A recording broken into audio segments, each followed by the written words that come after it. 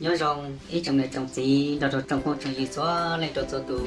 nó nói vậy nó chỉ là cố trong xe kinh đồ đi trong có tiền cho phát tận tàu tận trong số YouTube nó ban chỉ trong này trong gì trong con trong gì là trong bếp trong tụ trong tụ thế trong dài sẽ đời thật của tôi chỉ phải sẽ đời cho số có chỗ nào là và tiết chế xe tiền này cho nên trong gì trong tụ cho nên nó cá nhau dòng tiền bây giờ nó phát tận trên chỉ đường trong số YouTube nó lúc cái trong số YouTube của tàu tận trong số YouTube là trong YouTube vì nó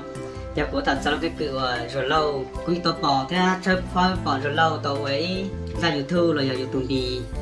nhất là sập hoa sập chuyện nó rồi lâu tôi tháo cọp bét cho nên cho sự theo liên tiếp tôi nó là nghe tôi xa cũng biết xa tiền chơi tới giờ cũng chỉ có cho nó ta chỉ cho con rồi lâu tôi thấy rồi tôi bây giờ sẽ được của nhất là số nó là tiền chơi tới giờ bây giờ tôi ba rồi lâu xa thế họ bố một số trong tàu này cắt tên một đầu tiên là sinh lý nhớ một trong con thì nó cũng cho phép tiếp tục bỏ tiền thì tiền lấy thì tôi nói lại là họ bán được xa giờ lấy cú là họ bắt xa một trong tụi tiền là sinh lý nhớ một trong tàu này cả tây thia giờ tiền là sinh lý họ tôi nói là tiền sinh lý họ tôi xài khoản nhà cho là phát đồ bây từ mùa rồi luôn từ nó thia tôi có nhớ trở lấy cho sự bắt đầu tôi cho phép bỏ tiếp bỏ nhớ đồ mà sẽ có thể cũng chỉ muốn cho trâu nên nông lò cho khó tiền sản đi tôi bỏ tiếp tập là vì cho họ có sự của tự tin thì cũng chỉ chuyên nghiệp muốn lò tê phố tôi cho là cho họ tiếp phố sẽ trẻ con trẻ của bây giờ tụt tên này nhiều là có phải bộ là lấy bỏ tiếp bỏ ta chỉ trẻ tên rồi của yêu chỉ muốn cho được sẽ sau sẽ sai tiếp bỏ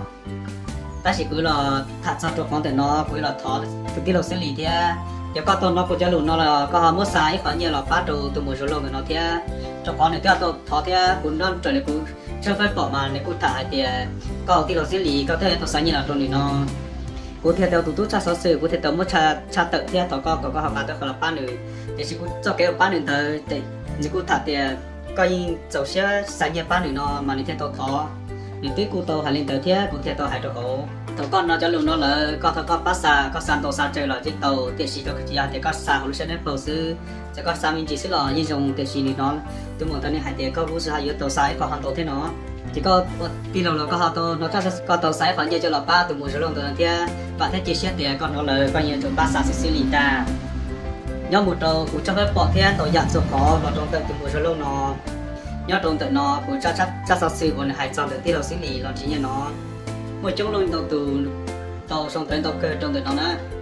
cho khó tiền xong tới tàu cơ trong từ nó xong tàu hành lý tàu hồ nó mà lại lên chạy cho từ một số lần từ nó nước bị ngầu sứ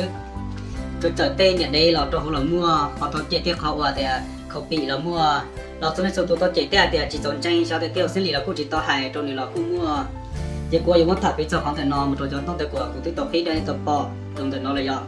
nên sẽ là tiếp tập bỏ thêm bỏ tiền nhất rồi mai nó sẽ phải cho các phải bây giờ lâu số tôi là như bỏ thêm bỏ ta trong YouTube thì nó nên tại qua tàu chặt tại thép bắt rồi bây trong tôi cho sở sự là rồi trong đến trồng gì trong không trồng chứ sở đời của cái gì thì nhất đầu từ mở số long nó cho nên cho để cô tôi chạy đi cơ gọi là pháp bị chúng pháp bị họ đi chơi chúng nhận tiền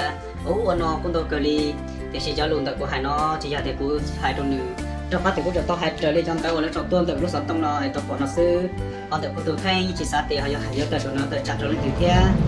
họ giờ muốn chỉ trở lên thì gọi đi tôi có chấp phép tôi bỏ thế tôi bao ở nhất trong nó là tiền đi mà cụ thể nhất trong lúc sống trong thì tiền đi mà cụ thể tôi hai trong có thể cho sao thì nói như một đi bỏ nên đi chúng tôi cho phép bỏ tàu tiền nhớ trong nó thì tiền này của hai nó chỉ giống nên trên nó này cũng muốn cho phép còn được từ một giờ lâu và vừa thọ nhiên là tiền sẽ lì theo thạc theo sẽ lấy bao tiền sẽ lì sáng như lì chảo trong nữa để cho phép còn được từ một giờ lâu nó thì nên bỏ thêm bao tiền trong đó nó hay trả thế đi trả xin được cụ khen cụ tiêu thọ này cho nên số tụ theo họ chỉ cho mà từ một giờ lâu tới hai lì họ theo cho họ lì của tác của hai mua tàu liên tụ là cụ tiền chạy đi là cụ mua tiền họ bị chỉ một họ bị là cụ mua thì chỉ cho nên chắc phải thì cũng bỏ bao từ một số lâu mà tại rồi thì chỉ phải bỏ lên hải nó theo cho khó cũng bỏ nữa hay khó được vào tiêu xử lý khó YouTube video YouTube từ nó khó tiêu xử lý và khó nhiều trong đợt như là cũng chỉ tàu tiền tiêu xử lý ta chỉ tiêu xử lý như hải tiền tiêu xử lý sai nhiều trong đợt này còn đợt nó cũng bỏ nhưng mà luôn chỉ theo gì trong câu cờ lì cũng như sạp bỏ tiền sẽ tới rồi như là yêu cũng chỉ phải bỏ lên tới thế đấy bây cứ tìm mong trong chỉ sẽ đời rồi rồi khó tiền này cô hay luôn gì thế này cô nói tiêu sẽ lì thắt trâu trong nó mà luôn gì theo những gì lúc cần gọi lì thế cô sau này lúc chính là chủ là cô gì tụi này trong cần gọi lì thế ta cho nên trong này trong gì sau đây là họ chỉ sau ô sống đó sáng tới tôi chỉ chạy đi thế rồi khó tiền tôi chạy đi chợ ô là cô mua nhớ trâu mà gì động cho gì có gì có máy trong này rồi cho nên cô sau ô đầu ô đi sau đây chạy cho út rồi nó có bị chỉ lúc có bị còn lại chỉ lúc này chỉ một lúc này sẽ là cô chuyện nó tốt sự ra sự giàu lên đời để chỉ cô tao chắc tại đồ trồng này trồng gì trong con trồng gì bây giờ đời bây ổn định nho cho cái sầu chỉ muốn lên tiền điện thầu để tên đầu tư như ý bị tiền dù ổn định nho ý tụ chỉ đầy đủ chế giá trị ý chế mu ý tụ buộc của chế nhưng mà ít tiền ý tụ chỉ này nho chế yếu sầu ít tiền bây ổn định nho tự tiền giá cả cho lò này họ có tàu mua tới họ chỉ cho hộ cái tí sẽ được phong nhiên nhiệt gì cái tí nên trả phong nhiên sẽ lò bây cái họ chỉ tàu cho muốn hải thế mua đầu đi xếp cái linh đạo số hốt chung là chỉ nếu tàn thọ lúc bán tiền thấy nó có tàn thọ lô xì chế tàn thọ bay phong nhà là bao người cả là bao lò là bao có số có chơi là bao tóc là lúc bán tu là chỉ cái tay sản đồ để nhiều thế ra một đồ như thế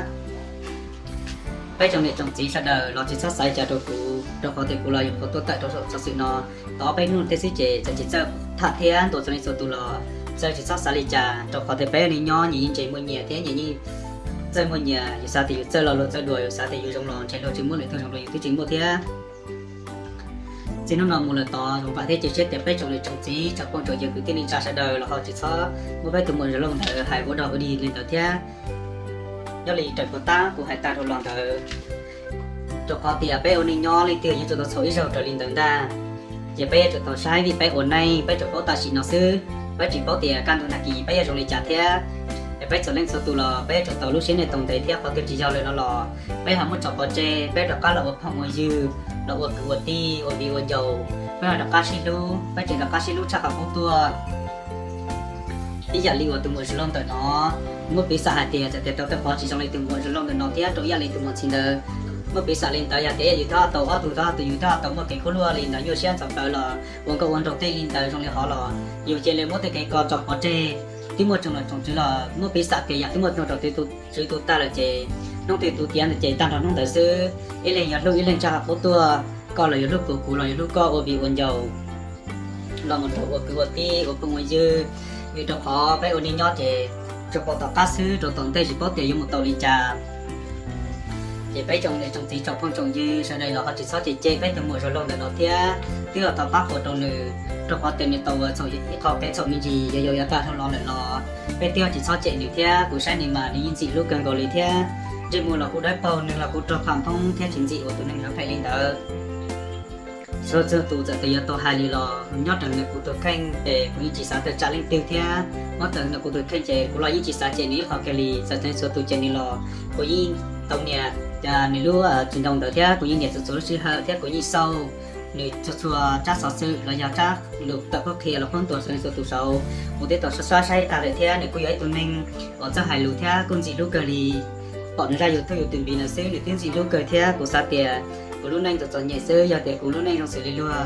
theo của tổng đó tồn tại tây cam mốc non thầu mùi rồi cam mốc cũng chưa nói giờ thì thầu mùi qua chỉ bạn thấy chỉ xét thì giờ thì nông từ của lúc này một xử lý luôn là chạy của hai trình ở vừa thọ còn là ổn đó là thế là chờ theo tụi tôn chính trong này hai lửa xe ổn định trả này thành tàu lục cái gì theo dùng được thế tay ổn định nhót thì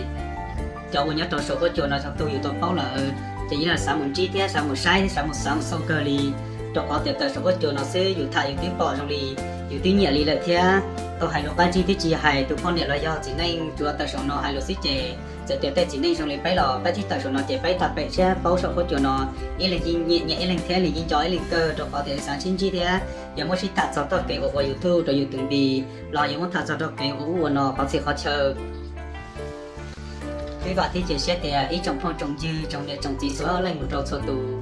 nó lại tỏ lò bây giờ chỉ sau một tù mùa nó chỉ chê của bỏ tàu tiền lì thả một thả lò của những chỉ của lúc xe lì có thể tàu tàu một thả lò việc số lên số tù là con chạy đi tiền thầu từ lò tiếp của lên chạy đi lúc tiền cầu sư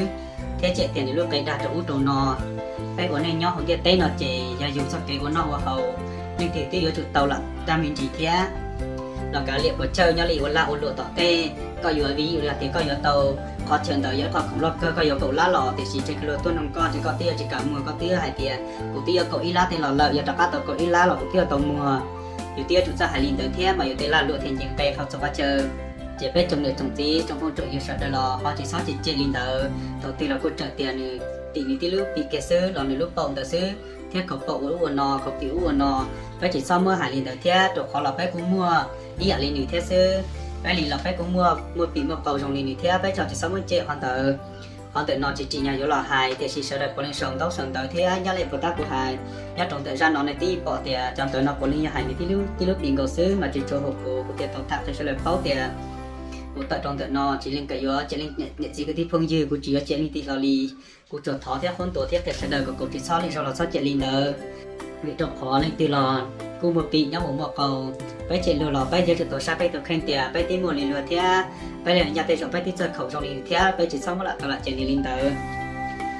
ô lên tới chạy họ tụ sẽ chết trong liền thế tại đầu sẽ lại bao đầu ăn tụ nó lên thì bao một chỗ phải đưa tới chạy bao chạy tay rồi liền thì luôn muốn lì xa chỉ trong giờ tiền này nhau mới bị xa hai tiền giờ tiền này nhau được phải nhá là tay nó đây này ô lên tới phải phiên hà lên tới chạy lúc tới chờ lo nhà một nhát đâu nếu phải chờ mới bị xa tiền ý là nhát đầu mệt cả là nhát đầu lọt té là nhát đầu sổ té nhát này cũng phải mỗi tuổi phải chạy lên tới nhát là té chị cho nên phải chờ tới chờ tao co cho tí là cho chính giờ là cho chính lo nhát đầu sát tao co lọt té muộn té phô nhát đầu sát tao co là họ bao tiền cho lên tới nó chị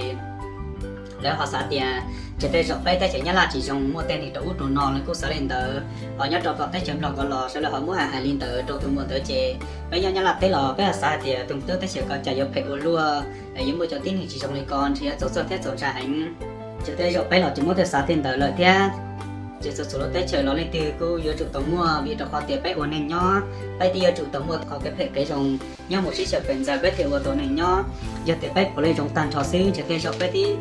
của chỉ đầu tiên thì nhỏ lọt trong cái tiếng nhỏ chính tế ở nhóm một tạ thiết bị xài do hai tiền dù ít chỉ ở phải tàn trò sư thọ tiền thì chạy thì ti dây do chạy trong này trong gì trong con sông gì số lịch số tu một đầu số lúc xí hờ chỉ tay nghĩ tới nhiều xí lò dù cũng mới chạy ta li ở lên tới dù cũng phải đầu lên tới lò tôi chỉ tranh thế dạy một tạ cho nó bị xả hai tiền nhỏ lì dù bọn nữ học cái của chị chơi trong lò chỉ dù tiêu trụ tàu mất tới cái của chị trong tới trong một khởi chế sẽ thế dù tiêu trụ tàu mất tạ thế khó của muốn chỉ giờ dầu tê cho là trụ sẽ đỡ sữa khó lo tới chạy giờ trụ tàu bắt muốn muốn vào chia vì trụ họ bé của này nhỏ chỉ bỏ trong một chế dù trụ bao lúc sẽ nó xíu chỉ bỏ can tu na kỳ chỉ hai chỉ giống một cái sâu bây giờ đi bộ ta của cái tàu hà lò lợ ý tụi tin này nhỏ chế rồi trong này tụi để ở chỉ ít chế mu theo ở này nhỏ chế đi ở trong này những bộ của nhưng mà ít chia bé của này nhỏ chế bây giờ tụi ta sợ ít chia đi bộ ta của hà linh nợ như cho cái sâu chỉ mua lên từ điều kiện hậu sợ tiếng có thêm của đứa bé số lên số tụi lò như cho cho cái sâu xứ mà thiệt ta việc đọc họ bé của này nhỏ trong luôn tiền tây nó như cho họ tiền cho cái sâu nhỏ bún bòn tại bé lúc xuống tiền chỉ bỏ tiền lúc xí hơi tư lò một trộm một tư lò nếu cô như cho bé lò lì ở bên trong này trồng tí trong phong trào như số lên số tổ nó tây lù nó lại là sẽ cũng chỉ ra hài giống một hài xe hài kỳ thì trong phong trào như là trộn lên từ nó là họ thọ chỉnh tàu trộn tới thế sau này dạng lúc chỉnh tàu ba phút trộn cũ trong khoảng cũ là những phong trào số sáu chỉnh năm mình chỉ nó xứ chỉ tàu có hài tây lù và giống một đời tàu bay tây cái tây ti lúc xe lúc trừ cho cái ổ mó rồi họ lúc xe lúc trừ là họ cứ ti sẽ đời dạng lúc chỉnh ba phút trâu cũ là YouTube hãy khó trộn tận nó đã phải từ một giờ lâu nó thế của tiếp bỏ tổ co tận trầu của lúc sáu tông rồi giờ phải bố nó coi như giống có cờ này thế của sách sẽ co chạy tê rồi có tí ở chính gì của nó ai cho tụi người có tụi khay một trở lì lấy hai mà lấy một chạy co trầu của nó để chỉ cho giống chỉ là lì xa thêm bóng cơ giờ bé của mình nhỏ ấy chỉ một lên nó trầu dù thì dù tê rồi dù tứ chỉ bỏ ba giờ sáng thế hai đi trả lì của mình tạo giờ của mình nhỏ lúc mình chạy dù nó xứ dù của mình nhỏ tứ một chỉ cho tụi khay cũng mất thật trầu co chạy tiền ai sẽ rồi có lò có thắt xả lì trà giờ hai tiền chỉ mua nó là phụ sĩ xa giờ hai tiền mua lì là hai nó là cái ở chụp dần trong hai tiền rồi tiền mua nhiều hai lì tiền là họ đọc cá sẽ với tụi mình dùng thế tụi mình chỉ xe họ ấy tụi mình có lúc nên có dùng thế có cái có chờ lò chỉ sát tuột sát hai dù vì chụp họ dù là cô giờ ít tụi mình vừa nhóm một công một đồng tàu về thế của sáng con mà như vậy tụi mình một công tàu về cờ lì sáng trở có lấy được thu một trời được tụi đi mà tụi nó lại tua trong dạng lì coi giờ ít tụi mình mong cảnh thế và mình cờ lì su tiêu tàu của con không nó lại tàu và thế chỉ xét kìa có tụi khinh trời toàn tê thậm chí cho cái nó cá nhau rồng hay trong đợt tụi một rồi lâu trên của một thằng lọt thế rồi lên nó xứ nhau rồng ít trong đời trồng gì trong phong trồng gì rồi lên số tù lên thì tàu nó lại nó họ lúc sẽ đẹp tổng thể thế giờ của chị sẽ hại sẽ hại bị là tàu sẽ đời ra sẽ bắt bút trầu chủ yếu cái tan rồi trong phong trồng gì trong để trồng gì một trồng cái tốt tên xài của ta số số chuột nó tiền của ta trong sản xuất đó là quý sản chỉ cho tiền cho trả trong linh tư thế hậu của Russia yêu chỉ sản tiền trả trong linh tư là đi của cho sản thế bọc bao tiền của sản tón rồi của phong ngoài dưới thế sẽ là họ bán rồi của nè cậu của cho sản xuất nó cho tận tên nào của nè thì tao vẫn mấy thế rồi một cho tận tên nhớ trồng ít trồng để trồng gì trong phong gì sản lên sơ tu